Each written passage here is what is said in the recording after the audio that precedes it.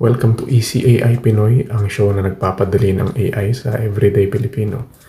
So today ang gagawin natin, subukan natin mag-generate ng single image guide gamit ang ChatGPT tsaka Google AI Studio, yung Nano Banana.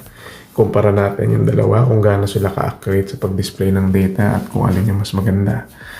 So yung una kong ginawa dito sa ChatGPT, sabi ko, make me a bullet point guide on basic Excel formulas. Tapos ang ginawa niya, yan. So naglabas siya ng arithmetic basics, common functions, count, quota, logic, condition. So maraming information. So ang ginawa ko, kinopya ko lahat yan. Tapos pumunta ako sa Nano Banana. So dito sa Google AI Studio, ang ginawa ko, sabi ko, generate a single image with all this information. So pinaste ko lahat ng information na galing dun sa ChatGPT.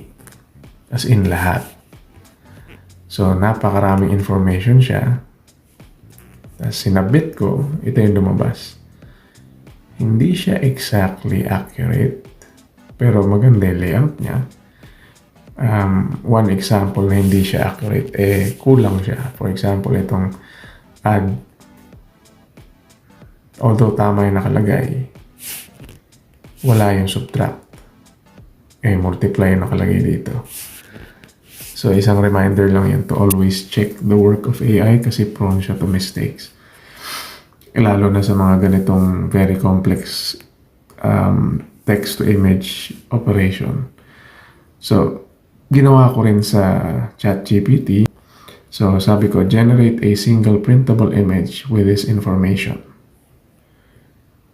So, kung titingnan nyo, mas accurate siya kasi, for example, add, subtract, multiply, divide, andun lahat. Plus, ang ginawa niya, medyo nilinis siya ng konti yung layout. Imbis na add, subtract, tinanggal niya yung track ng subtract. So, mas tighter yung format. Pero, kung titingnan niyo dito sa baba, quick tips. Quick tips na doubling quick tips. Tapos medyo kinat niya yung kulang yung information. And in some instances, yan, for example to, nawala yung today, now.